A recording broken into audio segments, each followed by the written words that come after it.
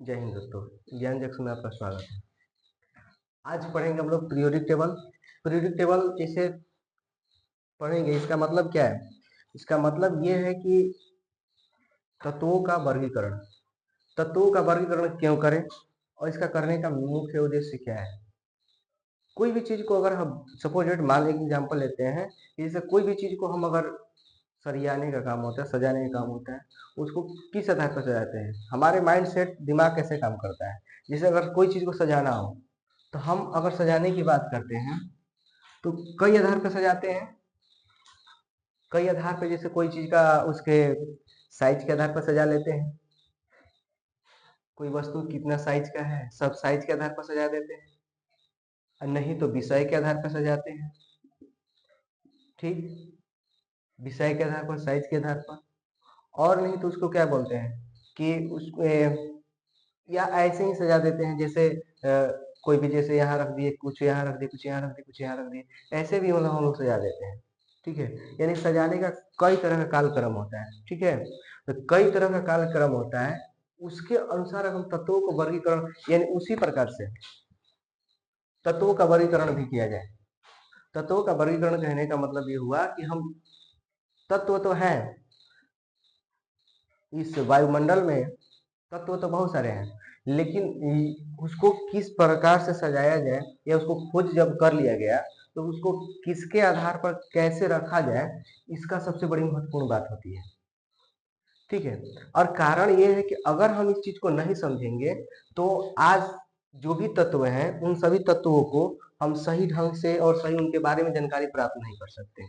तो किसी चीज को सजाना, उसको सही क्रम में रखना, वो हमारी बुद्धिमत्ता पर डिपेंड करता है कि हम कितने आगे हैं, कितने बढ़िया, मतलब कितने अच्छे ढंग से अपने चीज को लेकर चल रहे हैं।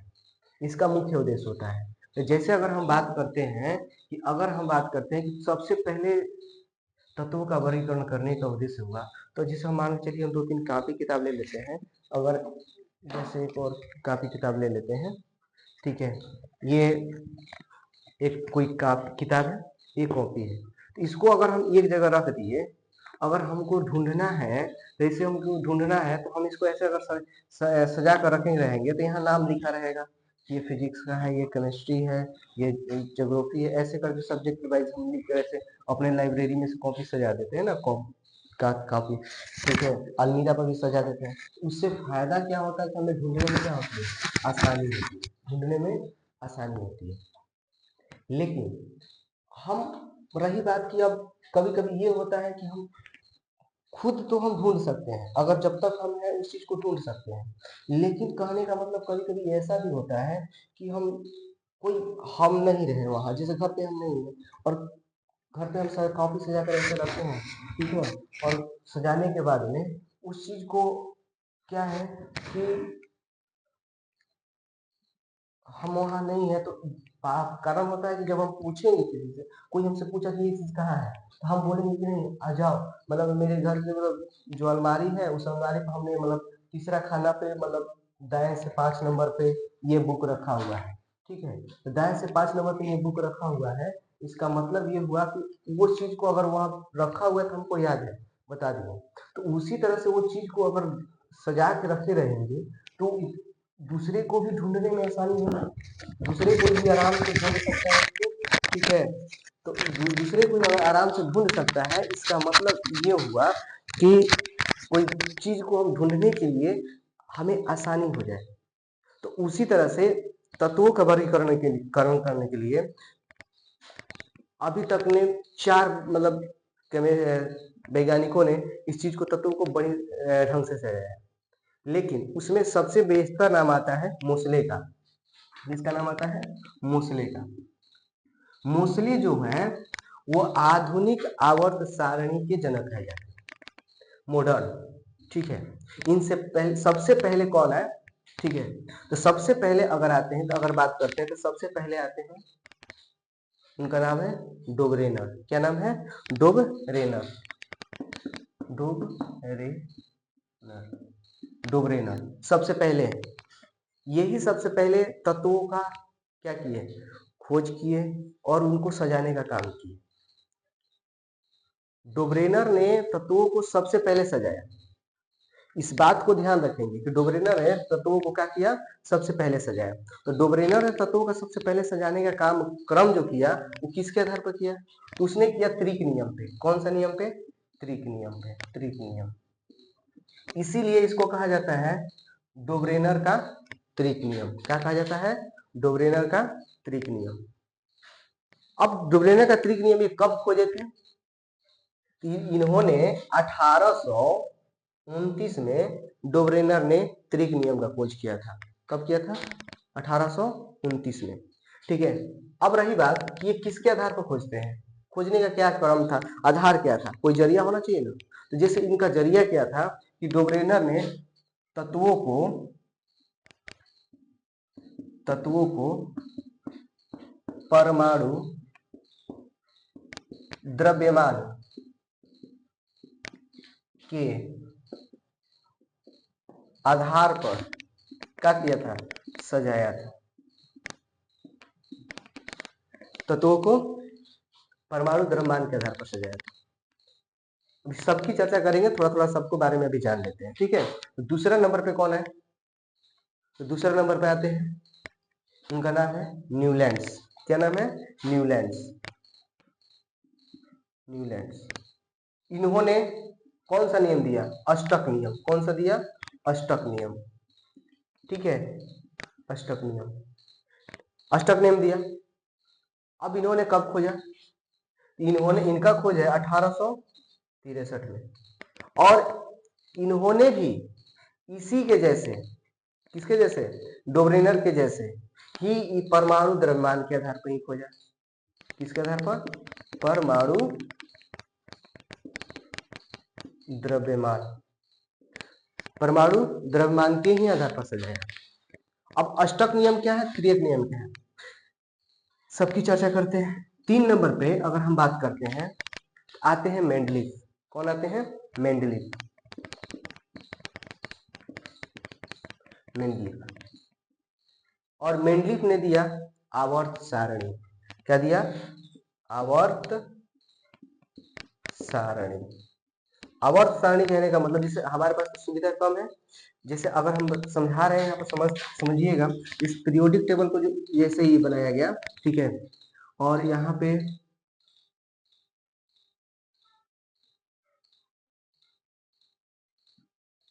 इस आधार पे, ठीक है, ऐसे उन्होंने सजाया, इस प्रकार से उन्होंने ऐसे सजाया। और सजाने के बाद में इसके आधार पर उन्होंने सजाया। इन्हें पहली बार अगर किसी ने कहा, कहे क्वेश्चन अगर रहता है कि पहली बार किस तत्वों को आवर्त सारणी के रूप में किसने दिया, तो पहली बार अगर आवर्त सारणी के रूप में बात किया जाए तो ये मेंडलीफ ही है जो पहली बार आवर्त सारणी को बताया। आवर्त सारणी कैसे है, तत्वों को कैसे सजाया जाता है। ये कब दिए थे, 1869 में। कब दिए थे, 1869 में। ठीक, और इन्होंने ही, मतलब जैसे डोब्रेनर ने सजाया, वैसे न्यूलैंड ने सजाया, वैसे ही मेंडलीफ ने परमाणु द्रव्यमान के आधार पर इसने भी सजाया, परमाणु द्रव्यमान। ठीक है, इन्होंने भी परमाणु द्रव्यमान के आधार पर सजाया। इन सभी की अगर बात करते हैं तो इन सभी में होता क्या है कि कॉमन चीज, एक चीज आ रहा है, कॉमन क्या है कि सबका परमाणु द्रव्यमान है, और ये तीनों कहीं ना कहीं जाकर फेल करते हैं। अब कैसे फेल करते हैं सबकी बताएंगे। पहले आते हैं 4 नंबर पे। 4 नंबर पे कौन है, मोसले।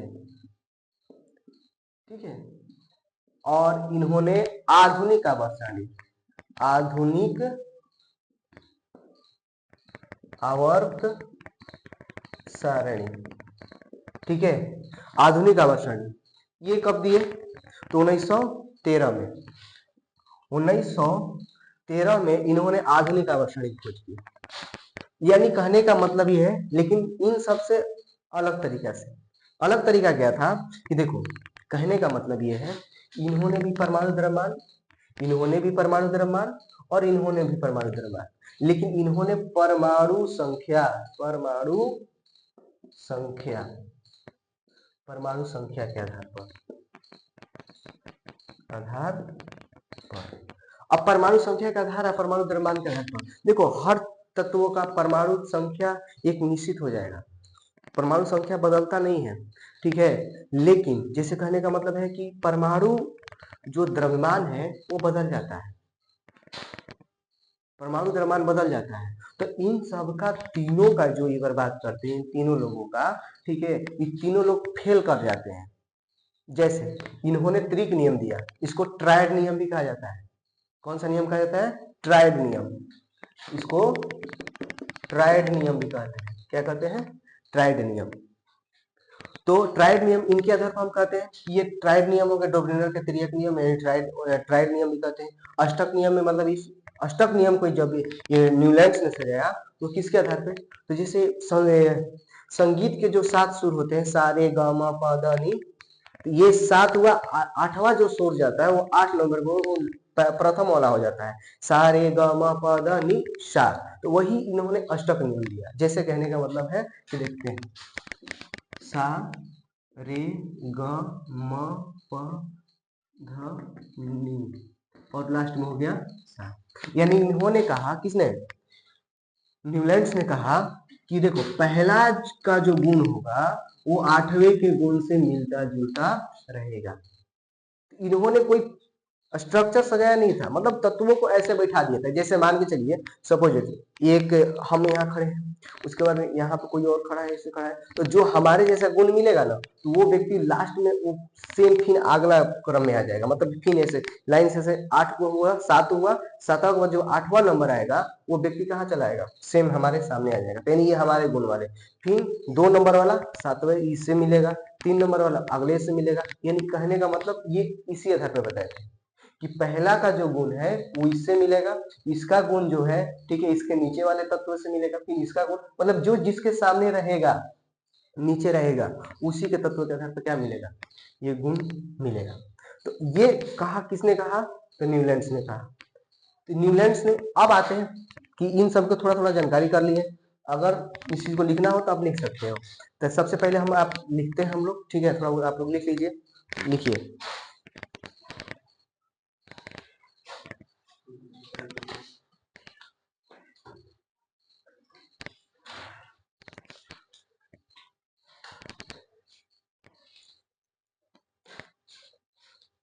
डोब्रेनर का ऐसे लिखेंगे, तत्वों को तत्वों को सजाने का तत्वों को सजाने का तत्वों को सजाने का क्रमिक विकास क्रमिक विकास क्रमिक विकास तत्वों को सजाने का क्रमिक विकास तत्वों को सजाने का क्रमिक विकास में तत्वों को सजाने का क्रमिक विकास में सबसे पहले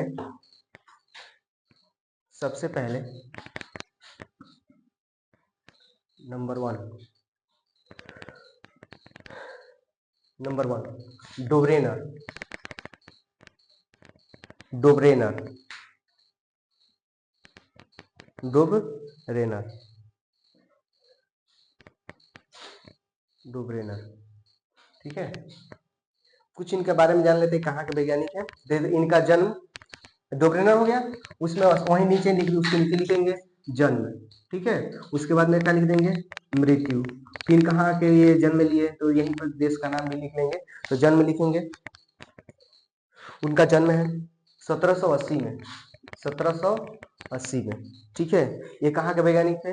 तो देखो जर्मन के थे। कहाँ के थे? जर्मन। तो जन्म के आगे ही मतलब लिखा 1780 जर्मन, ठीक है। और मृत्यु जो होती है उनका कब होता है? 1849 में होता है, 1849 में होता है, ठीक है, 1849 में होता है, हो गया, 1849 में होता है, ठीक है। उसके बाद में लिखेंगे उसके नीचे ये इन्होंने इन्होंने इन्होंने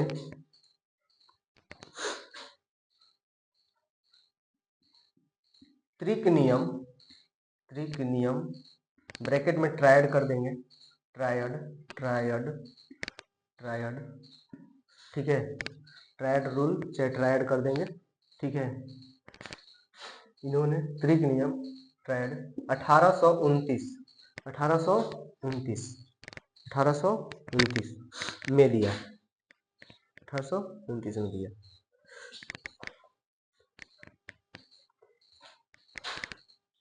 देखो कहने का मतलब हुआ कि इन्होंने जैसे 1829 में जब त्रिक नियम दिया, इसमें का हुआ क्या कि जैसे इन्होंने कुल इनके समय में ना ये कुल तत्वों को 9 तत्वों को सजाए थे, ठीक है। अपने समय में अपने नियम के अनुसार ये 9 तत्वों को सजाए थे। तो लिखेंगे पॉइंट बनाकर कि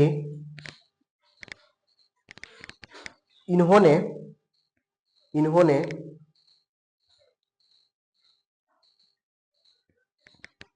तीन ग्रुप में तत्वों को रखा, इन्होंने तीन ग्रुप में तत्वों को रखा, इन्होंने तीन ग्रुप में तत्वों को रखा,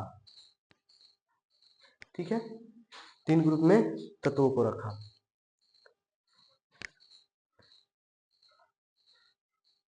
जिसके समान गुण थे, जिसके समान गुण थे।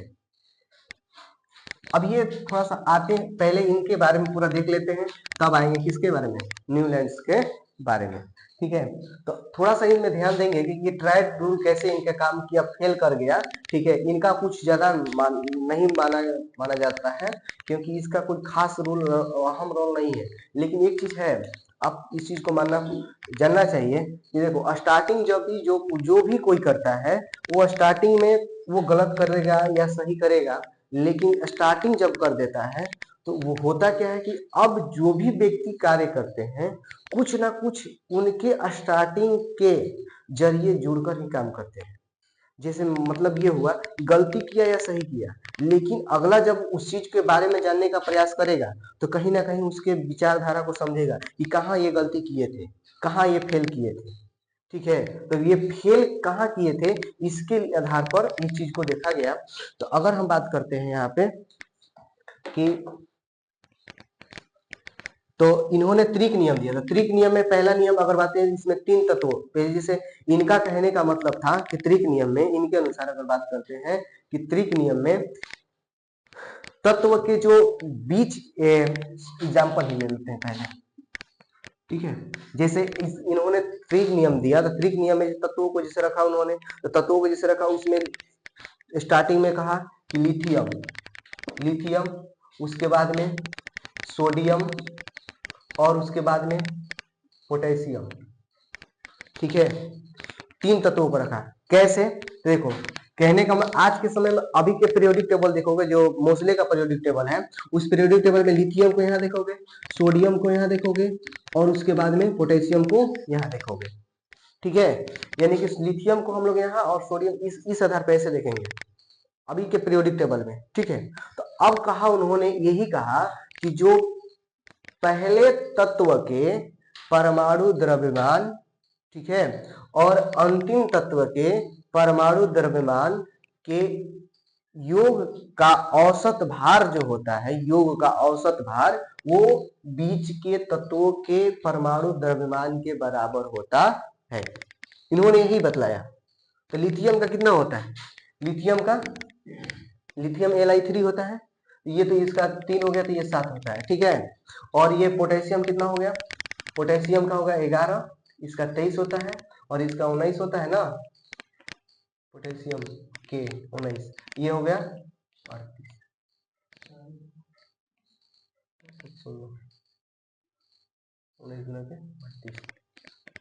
40, सॉरी पोटेशियम यहाँ गलत लग रहा है, 39, ठीक है। पूरी तरह से 40 भी नहीं होता है, 39 होता है, तो ये हो गया 39। अब इन्होंने कहा कि देखो इनके औसत भार, जैसे कि मतलब पहला का तत्व का औसत भार हो गया ना, इधर देखेंगे कि पहला का जो औसत भार हो गया, ये पहला औसत भार, पहले की जो पहला का परमाणु द्रव्यमान हो गया, और ये अंतिम का जो हो गया 39, इन दोनों को जोड़ते हैं तो कितना हो, 9 7 16 46 बटा में 2, अब ये कटा तो 23 आ गया। अब जो ये 23 आ गया, यही 23 जो है किसके बराबर आ गया? सोडियम के परमाणु द्रव्यमान के बराबर आ गया। तो इसी के आधार पर उन्होंने क्या किया था? सजाया था। इसी के आधार पर उन्होंने सजाया था। बात समझेंगे? कहने का मतलब यह है कि उन्होंने सजाने का कालक्रम कहा कि देखो कि हम तत्वों को जो सजाने का हमारा प्रक्रिया है, हम परमाणु द्रव्यमान के आधार पर इसलिए सजाते हैं। परमाणु द्रव्यमान के आधार पर सजाने का मुख्य कारण यही है कि पहले तत्व और अंतिम तत्व, जैसे मतलब कि 3 तत्व लिए वो जोड़ा बनाए, उन जोड़ा में पहला और अंतिम तत्व के औसत भार जो होगा वो बीच वाले के क्या होगा? बराबर होगा। बस समझ में आ गया? तो इन्होंने पहला इसी परीक्षा में पहले क्वेश्चन पूछता है कि डोब्रेनर का तिर्यक नियम सबसे पहले किन तत्वों पर लागू होता है? ठीक है, तो डोब्रेनर का तिर्यक नियम पहले अगर हम बात करते हैं तो लिथियम का हो गया, lithium sodium potassium, lithium sodium potassium, इसका 7, इसका 23 और इसका 39। ठीक है, ये दोनों को जोड़ते हैं हम लोग तो क्या आ गया? ये औसत भार के बराबर हो जाता है। ठीक है, तो इसको हम लिखते हैं। चलिए लिखते हैं, लिखिए।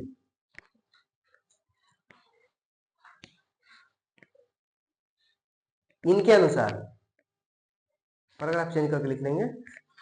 इनके अनुसार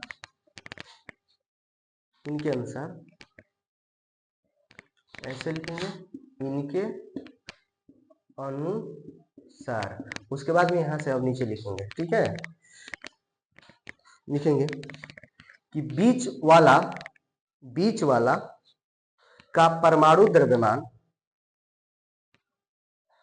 बीच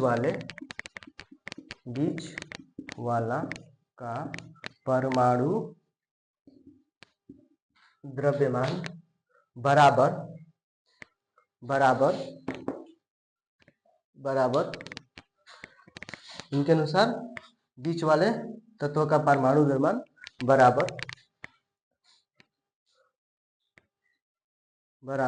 दोनों तरफ के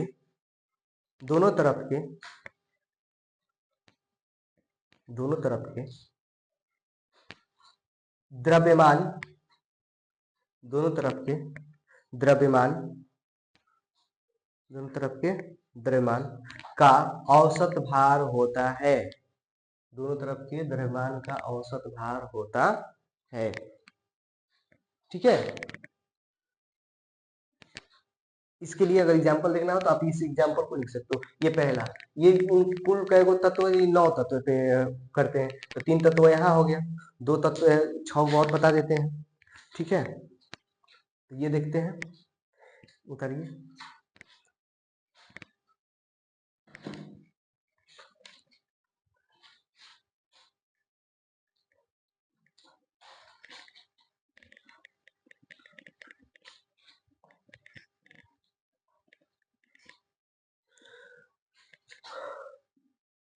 दूसरा अगर एग्जांपल लेते हैं हम लोग, देखते हैं। एक होता है कैल्शियम का, फिर उसके बाद में एक और ले लेते हैं, क्या बोलते हैं, SR, और उसके बाद में एक होता है रुबिडियम, बेरिलियम। ठीक है, तो अब इसमें देखते हैं, इसका जो होता है कितना होता है? 40। ठीक है, इसका 40 होता है, और इसका जो होता है 137.2।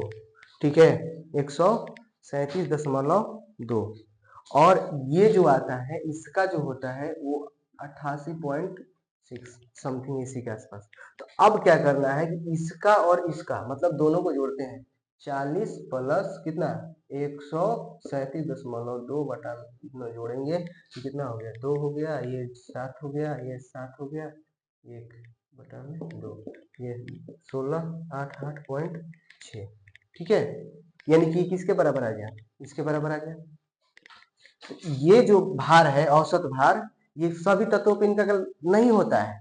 ये कुछ ही तत्व, जैसे मतलब 2 एक बना दे, 3 3 6 हो गया। ठीक है, 6 तत्वों पर काम किया। एक और एग्जांपल ले लेते हैं, जैसे अगर इनका बात करते हैं तो इसमें आ जाएगा, कार्बन को ले लो, उसके बाद में नाइट्रोजन को ले लो और ऑक्सीजन को ले लो, ठीक है। कार्बन, नाइट्रोजन और ऑक्सीजन। कार्बन ये कितना हो गया 12, ये कितना हो गया 14 और ये हो गया 16। ये 12 16 जोड़ते हैं, 12 प्लस 16 जोड़ते हैं और 2 से भाग देते हैं, ठीक है। ये जोड़ेंगे तो कितना होगा 28 हो जाएगा, ये 2 से भाग दिए तो 14 हो गया। ये 14 जो आया किसका आ गया, नाइट्रोजन का आ गया।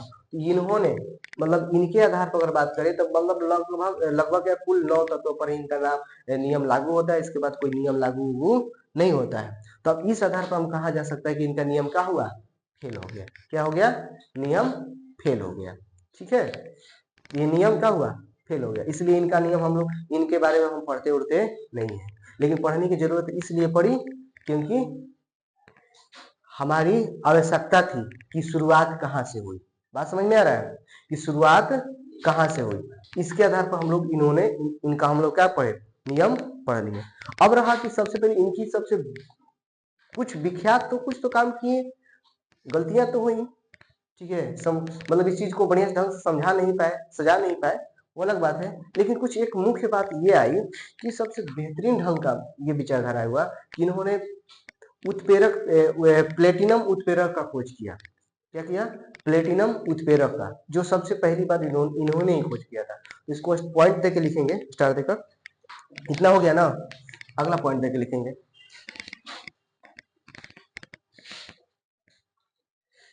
डोब्रेनर ने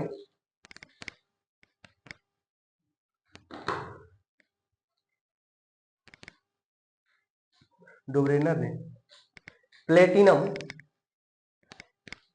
प्लेटिनम प्लेटिनम उत्प्रेरक प्लेटिनम उत्प्रेरक की खोज पहली बार की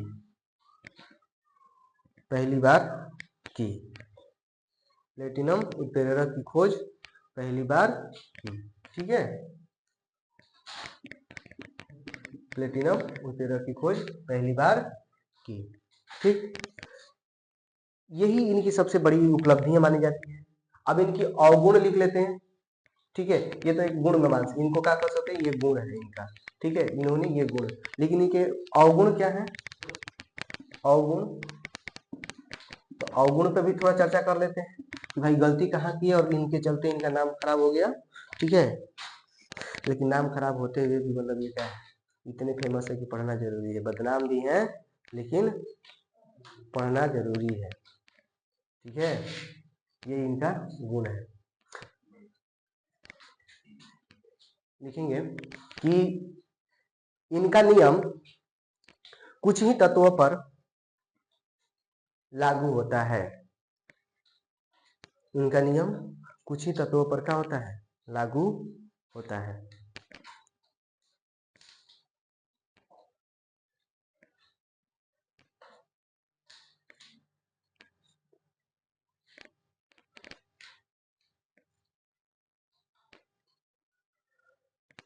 ठीक है। इनके बाद खोजे गए तत्वों पर, पॉइंट बना के, इनके बाद खोजे गए तत्वों पर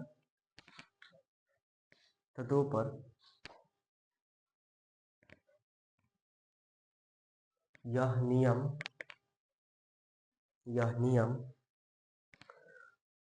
लागू नहीं हो रहा था।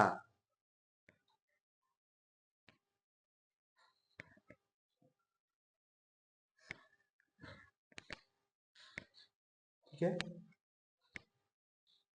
इन्होंने कुल 9 ही तत्वों को सजाया। अगला पॉइंट, इन्होंने कुल 9 ही तत्वों को सजाया।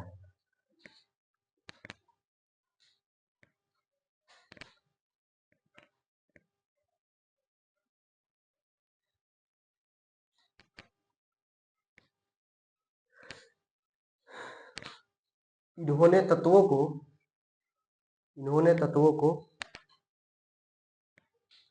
परमाणु द्रव्यमान संख्या के आधार पर या परमाणु द्रव्यमान के आधार पर, इन्होंने परमाणु द्रव्यमान के आधार पर सजाया।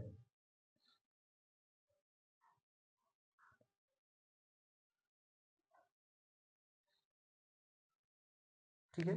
अब रही बात कि इनके समय कोई तत्व ज्ञात नहीं है कि कितने तत्वों का ये लोग का मतलब इनके समय कितने तत्वों का खोज हुआ था।